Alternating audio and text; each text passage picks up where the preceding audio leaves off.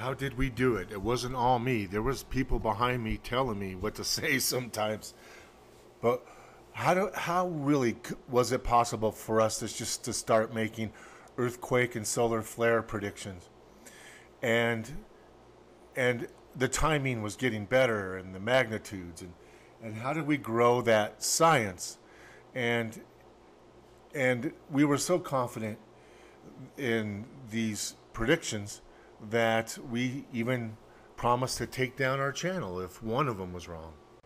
But we started out using the constellation Leo. That's a common Elenin thing, and it was another channel that was hyping Leo.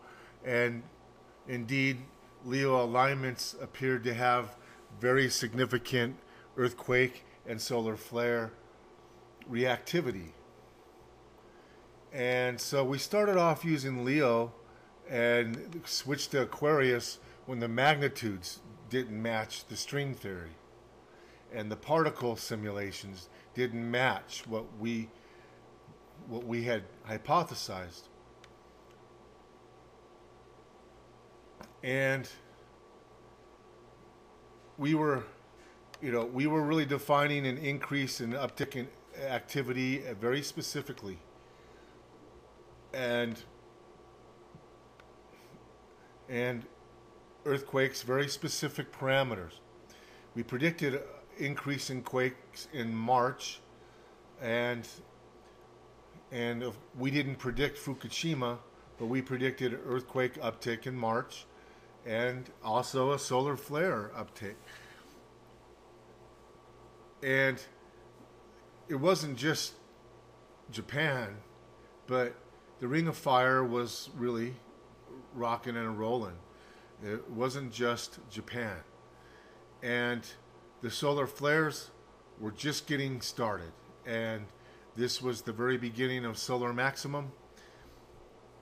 And again, we were looking at these Earth alignments during the Fukushima quake, and you could see Jupiter and Aquarius, which for all intents and purposes is Leo, because Aquarius, because they're on the opposite side of the solar system.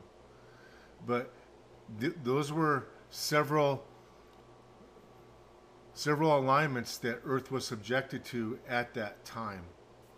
When we came up into August, which would have been a direct alignment instead of a 90-degree alignment, those predictions came true. Those earthquakes showed up, and the alignments were again almost looked identical, didn't they?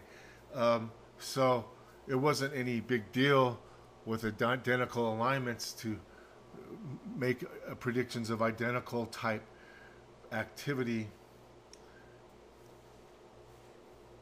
And then came the October-November alignments, and these alignments have shifted forward into November and then December, but as this Brown Dwarf shifted its position.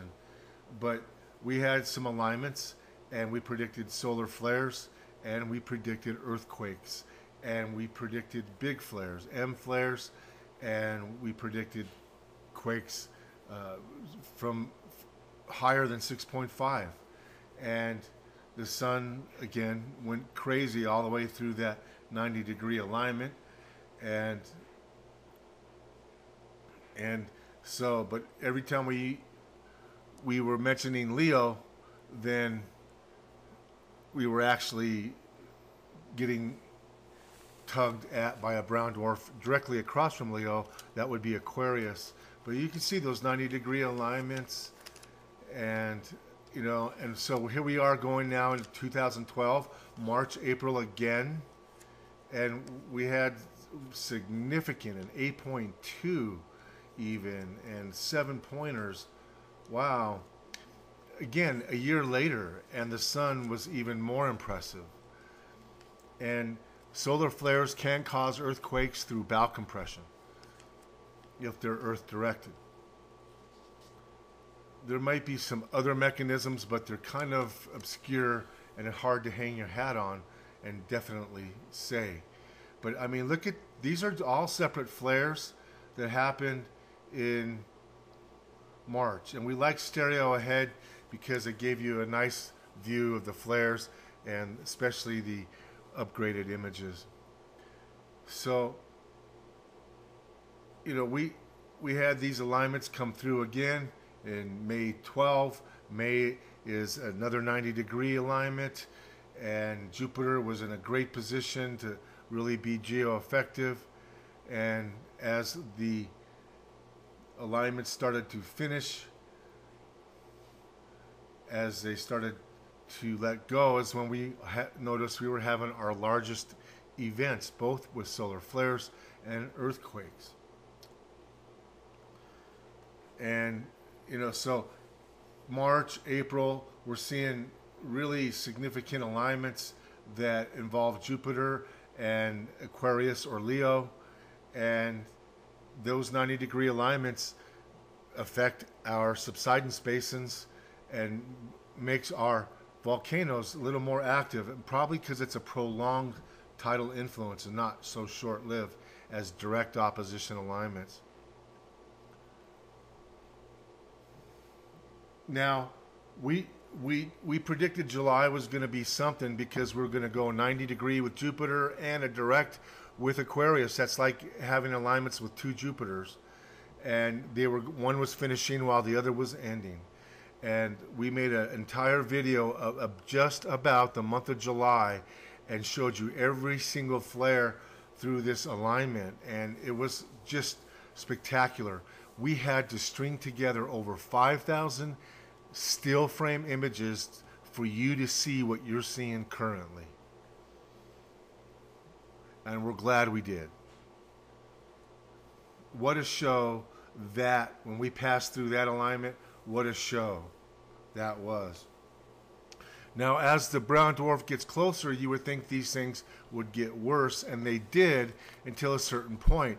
The sunspots dropped way off, although the radiance didn't seem to want to, and the Brown Dwarf took a southern dive on its final approach underneath the solar system, and that's what we're saying, and we're sticking to that so far. We haven't been pushed off that position yet.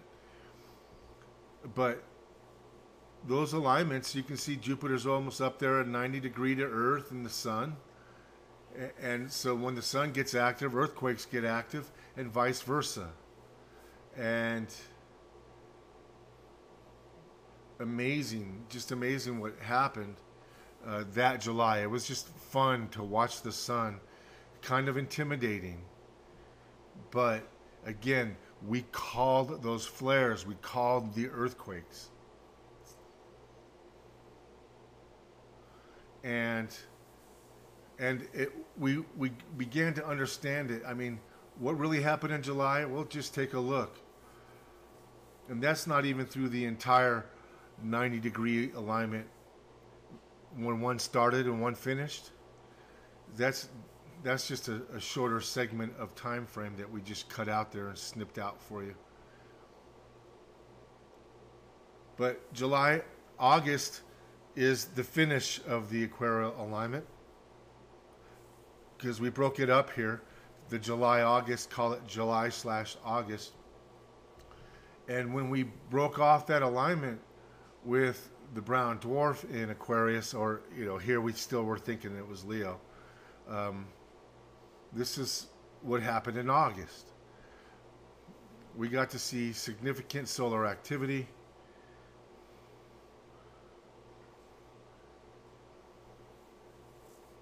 And amazing what the Sun did. And then we had a series of earthquakes, including a 7-pointer in the Middle East. I think that's when that island showed up in the bay, then subsided again. But these are the predictions we said were going to happen, and if they didn't happen, that we were going to take our channel down. And here are those, and actually it's not all of them. It's just a highlight of some of them that we could remember we made. But it was a significant earthquake to start in early February, no big deal. Solar flares and earthquake clustering starting about the 14th. Earthquakes start up again in March. Peak solar activity first full week of March. Entire mid-Atlantic ridge to shift in the January through February in 1 month. The weekly average of USA earthquakes to top 900, approaching 1,000 at the time we made it. The prediction, it was 600 earthquakes a week on USGS. We also made other predictions about how deep and how the strength of the Mid-Atlantic Ridge. We said the Mid-Atlantic Ridge was going to have roughly 5-pointers at 10 to 15 kilometers depth. We talked about California having 3.5s along the rim of the Great Basin. We talked about the super calderas becoming more active with very small quakes between 15 kilometers and 10 kilometers depth. I mean, those are pretty specific. We talked about ending this alignment March 3rd with at least an M flare. We were talking about having at least 3 M flares through this time period. I mean, that was how specific those predictions were. And if one of them, just one of them, didn't pan out, we were going to pull the entire channel. But be careful what you ask for. And in the February earthquakes, well, there were some of them. Some of those are redacted now. The Mid-Atlantic Ridge, of course, during that time frame, you can see on 2 different earthquake maps, the entire Mid-Atlantic Ridge shifted with 5-pointers between 10 and 15 kilometers depth. So Mars and Mercury came into play, and so but we didn't really want to make Mars and Mercury that big of a significant factor, but it does help take a 7.5 and make it a 7.9. But the solar flares, I mean, OMG, we were predicting big, massive flares, and how did we know they were coming? People were like, well, how did you know? And how were you so sure? And really, it was just a matter of applying very simple laws of physics and looking back at the past patterns.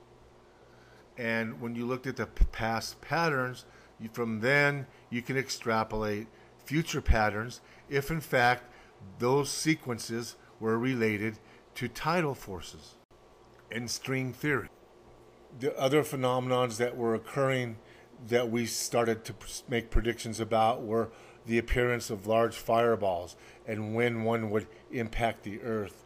And since 2014, we didn't have an impact, and generally the odds were 1 in 3 years. So when our 3rd year came up, we made that prediction that we were going to have impacts, and we picked the month, February. So, and that was because there was an object on the opposite side of the sun in February that was slinging debris our way.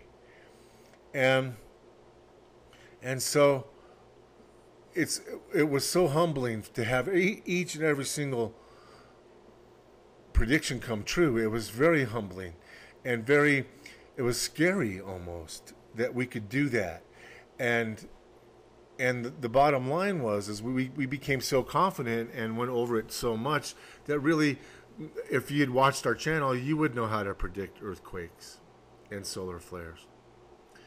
And so it's with a lot of sorrow that all of these videos have been taken down, 800 of them, but we still have pieces of history, crammed into 1 or 2 videos. So for you to understand what this channel was about, is about, and will always be about.